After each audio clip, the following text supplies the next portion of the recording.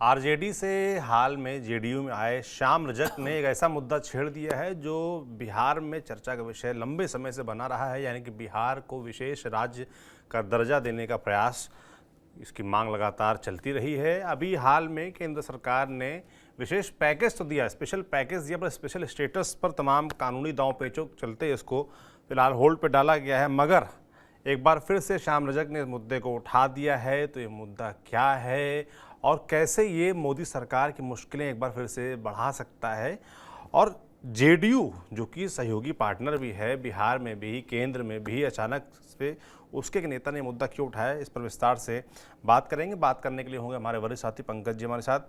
पंकज जी, श्याम रजक अभी आए हैं, राष्ट्रीय महासचिव भी बन गए हैं। अभी हम लोग कल अशोक चौधरी के बारे में चर्चा भी कर रहे थे, तो आपने ये भी कहा कि कहीं ना कहीं इनको इस तरीके से भी लाया गया है, पेश किया गया है कि अशोक चौधरी के ऑप्शन के तौर पर, अगर अशोक चौधरी कमज़ोर हैं या अशोक चौधरी अगर अलग इधर उधर की लाइन पकड़ते हैं तो श्याम रजक हैं, इस तरीके से।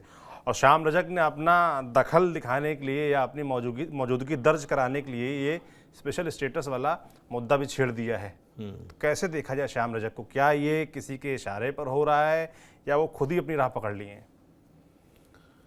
देखिए, एक तो क्या है कि नीतीश कुमार का जब भी दिमाग चलता है ना, तो एक तरफ चलता नहीं है। एक तरफ चलते हैं तो दूसरी तरफ दरवाजा खोल करके रखते हैं। ऐसी बात सब लोग उनके बारे में कहते हैं।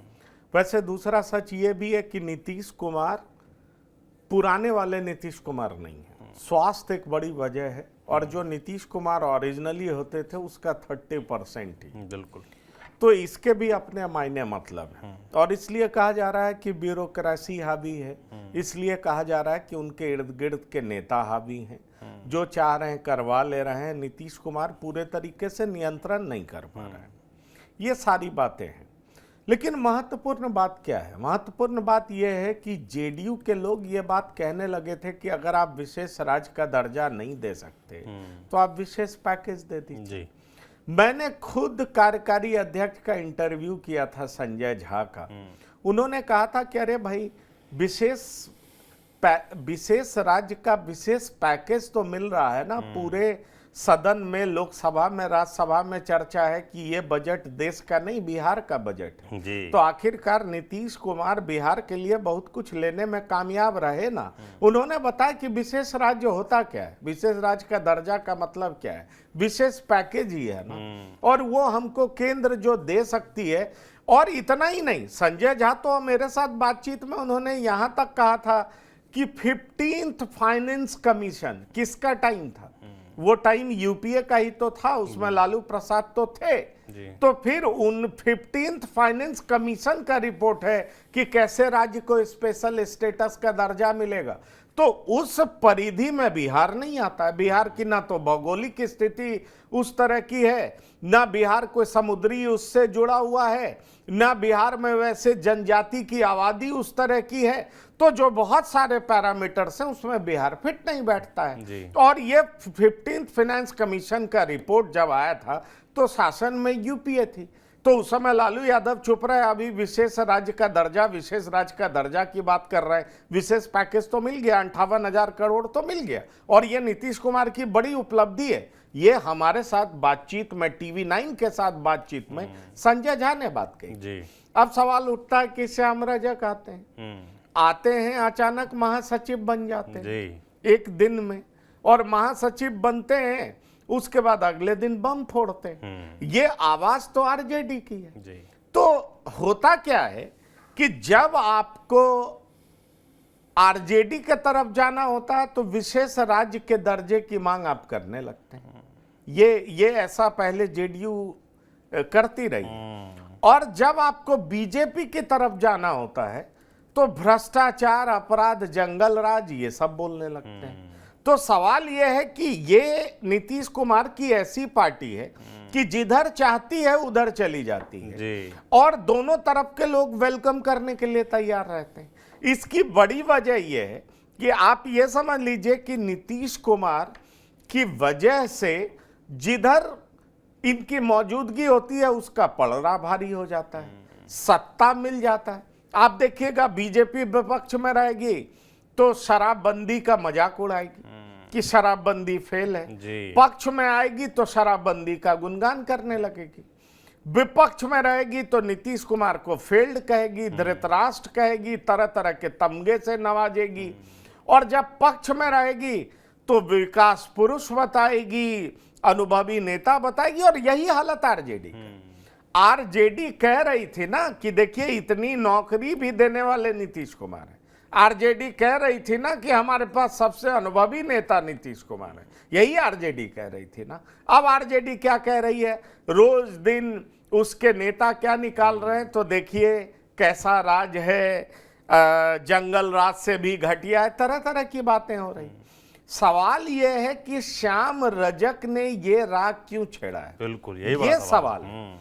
और इस सवाल के कई मायने हैं, क्योंकि नीतीश की पार्टी में कुछ ऐसे नहीं होता है। ये बात आप जान लीजिए, अगर कोई राग छेड़ा जाता है तो उसकी एक प्लानिंग होती है। एकदम नया आया बंदा जिसको आपने अभी भी एक बड़ा पद दिया, वही कह रहे हैं, एक बंदा आता है जिसको आरजेडी फूका हुआ दगा हुआ कारतूस कहती है, आप उसको तुरंत अपनी पार्टी में लेते हैं, पार्टी में लेने के बाद महासचिव बना देते हैं। कमाल की बात है। और वो महासचिव साहब विशेष राज्य के दर्जे की मांग करने लगते हैं, कहते हैं आप नियमों में परिवर्तन कर लीजिए।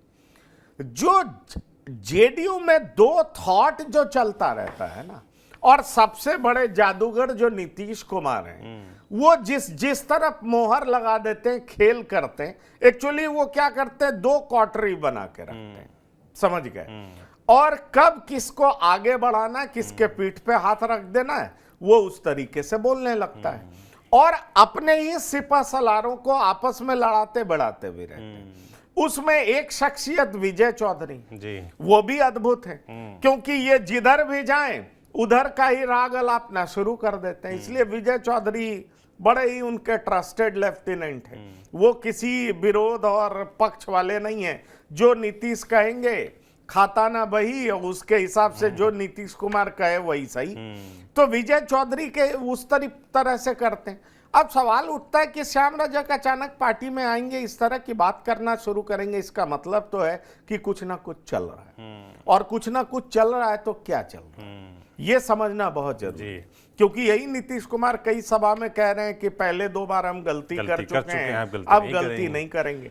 पर नीतीश कुमार के कहने सुनने का बहुत मतलब नहीं है, क्योंकि नीतीश कुमार पहले ये भी कह चुके हैं हम मिट्टी में मिल जाएंगे, हम आपके साथ नहीं आएंगे, मतलब बीजेपी के साथ नहीं आएंगे। पर नीतीश कुमार आए। तो इसलिए नीतीश कुमार को अपनी प्रासंगिकता कायम रखने के लिए जो जरूरी समझ में आएगा वो नीतीश कुमार करेंगे, करते रहे हैं, ये बहुत इंपॉर्टेंट है। इसलिए श्याम रजक की ये जुबान कहीं ना कहीं कुछ कहानी कहती है कि कुछ चल रहा है। एक दूसरी लाइन भी नीतीश कुमार खींचते हैं, वो लगता है खींचना शुरू हो गया। ये कब बड़ी लाइन हो जाएगा वो तो वक्त के गर्भ में छिपा हुआ है, पर इतना जरूर है कि ऐसे ही नहीं हुआ है। ये राष्ट्रीय आप विशेष राज्य के दर्जे की मांग, एक अचानक महासचिव दलित नेता है वो बोलना शुरू करते हैं, और उसका साफ मतलब यह है कि कहीं ना कहीं कुछ चल रहा है। अब कुछ चल रहा है, ऐसा क्यों कहा जा रहा है? आप ये सवाल कर सकते हैं कि कुछ क्यों चल सकता है जी। दरअसल देखिए, आप देखिएगा तो पार्टी में एक बड़ा धारा है जो कि मानता है कि आरजेडी के साथ ही हमारी राजनीति सुरक्षित है, और पार्टी में एक ऐसा भी धड़ा है जो मानता है कि बीजेपी के साथ हमारी राजनीति सुरक्षित है। सवाल ये उठ रहा है कि जो लोकसभा का चुनाव हुआ, लोकसभा के चुनाव में एक चीज बहुत साबित हो गया साफ तौर पर, और वो ये साबित हो गया कि बीजेपी अपना कोर वोट बैंक ट्रांसफर नहीं करा सकती। इस बात को आप जान लीजिए। आप पूछिएगा ये आप कैसे कह रहे हैं? मैं ऐसा इसलिए कह रहा हूं कि काराकाट में चुनाव हुआ, क्या बीजेपी अपना कोर वो वोट बैंक, राजपूत तो बीजेपी के कोर वोट बैंक है ना, क्या वो उपेंद्र कुशवाहा की तरफ शिफ्ट करा पाए क्या? ये बड़ा महत्वपूर्ण प्रश्न। आप जहानाबाद देख लें तो क्या जहानाबाद में बीजेपी अपने कोर वोट बैंक भूमिहार थे, क्या उनका वोट चंद्रवंशी के तरफ, जो चंद्रवंशी जी हारे कुछ वोटों से, क्या उनकी तरफ बीजेपी शिफ्ट करा पाई क्या? इसका मतलब तो साफ है कि बीजेपी अपने कोर वोट बैंक को शिफ्ट नहीं करा पाती है। जी। इस बात को मानना चाहिए, ये इंडिकेशन है। अब देखिए, पिछली बार नीतीश कुमार को लोग विधानसभा चुनाव में वोट नहीं करना चाहते थे, उन्होंने किसको वोट कर दिया? एलजेपी को, जो चिराग पासवान को 25 लाख वोट मिले। जीते थे वो एक ही सीट, लेकिन वो मिला एक वोट। अब क्या हो रहा है? तो अब ये काम प्रशांत किशोर का कर सकते हैं, क्योंकि उनको आरजेडी प्रशांत किशोर पांडे कहती है। अब ये प्रशांत किशोर पांडे, जो आरजेडी हर प्लेटफॉर्म से कहती है, ऐसा बहुत संभव है कि जहां बीजेपी के वोटर्स को नीतीश कुमार को वोट करना होगा, वो प्रशांत किशोर को वोट कर सकते हैं, उनमें एक नई उम्मीद देख सकते हैं। इस तरह की भी चर्चा जोरों पर है। अब इस स्थिति में नीतीश कुमार को अपनी प्रासंगिकता कायम रखने के लिए क्या करना चाहिए? ये एक बड़ा इंपॉर्टेंट सवाल है, क्योंकि इधर उधर करके उनकी क्रेडिबिलिटी जो खत्म हुई है, लेकिन तख्तो ताज पर वही बैठे हैं ना, वहां की राजनीति वही गाइड कर रहा है ना, ये एक सवाल तो है। इसलिए जब ये बात होती है तो कई उनके सिपह सलार, जानकार, एनालिस्ट इस तरह की बात करने लगते हैं कि नीतीश कुमार को करना क्या चाहिए, और नीतीश कुमार को बहुत लोग कुर्सी कुमार की भी संज्ञा देते हैं। तो कुर्सी पर बने रहने के लिए कब इधर, कब इधर, कब इधर, कब उधर, कब इधर, कब, अरे 2 बार किया तो 3 बार भी पलटी मार लेंगे, क्या फर्क पड़ता है? लेकिन मुख्यमंत्री बने रहे। तो इसलिए ये जो मुझे लगता है ना कि एक बड़े आग लगने से पहले का जो चिंगारी होता है ना, धुआं, वो मैं देख पा रहा हूं कि कहीं ना कहीं एक तैयारी इस तरह की भी चल रही है। वो कहीं ना कहीं कुछ कुक हो रहा है। क्योंकि आपको बताऊं, बोर्ड का, निगम का अध्यक्ष नहीं बनाना, 20 सूत्री फॉर्म नहीं करना, बीजेपी के कार्यकर्ताओं को जगह नहीं देना, बीजेपी के कार्यकर्ता का परेशान रहना, कहीं ना कहीं नीतीश कुमार सारा एवेन्यूज को ले रहे हैं। इस बीच नीतीश कुमार ने राम मंदिर को लेकर बीजेपी को अप्रिशिएट भी किया है। नहीं, और लगातार सीतामढ़ी में जो सीता जी का मंदिर है उसको लेकर भी वो हिंदुत्व वाला मुद्दा भी साथ में मैं आपको एक बात बता दूं कि खैर अब तो राजनीति ये रूप ले चुकी है कि इस तरह की बात नीतीश कुमार पहले भी नहीं करते थे। ये बात आप जान लीजिए, नीतीश कुमार सबके हैं। ये नीतीश कुमार ने अपना एक इमेज बनाए हुए रखा है।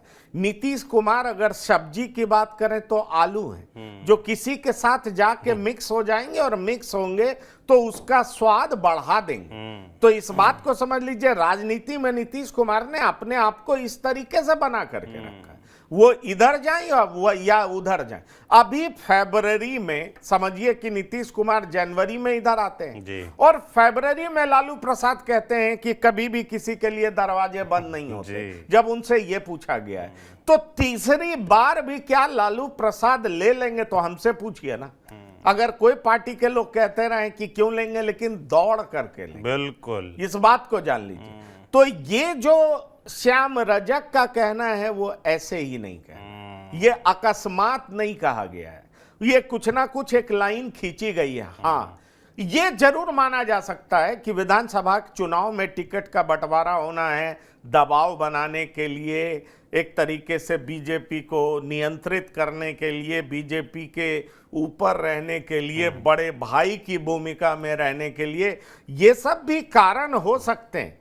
लेकिन इस बात को सिरे से खारिज कर देना कि ऐसा नहीं होगा, मैं बिल्कुल नहीं मानता, क्योंकि श्याम रजक कुछ कह रहे हैं तो वो ऐसे नहीं बोल रहा है, इसका एक मतलब और मायने। श्याम रजक कुछ कह रहे हैं तो वो ऐसे ही नहीं कह रहे होंगे, और धुआं उठा है तो कहीं ना कहीं तो आग लगी ही होगी। और लगातार ये कयास लगाए जाते भी रहते हैं कि क्या नीतीश कुमार अब जो कहते हैं कि अब हम दोबारा गलती नहीं करेंगे, वो बीजेपी के साथ टिके रहेंगे कि नहीं, इस पर एक बार फिर से सवाल खड़े हो गए हैं श्याम रजक के इस बयान के साथ, विशेष राज्य के दर्जे की मांग के साथ। अब भविष्य क्या होता है वो तो जब समय बीतेगा, गतिविधियां होंगी राजनीतिक, तो पता चलेगा। हम तक जो जानकारी आएगी आप तक भी हम पहुंचाते रहेंगे। आपका इस पूरे मसले पर क्या सोचना है हमें कमेंट बॉक्स में लिखकर जरूर बताएं। बाकी देखते रहिए TV9 डिजिटल। शुक्रिया।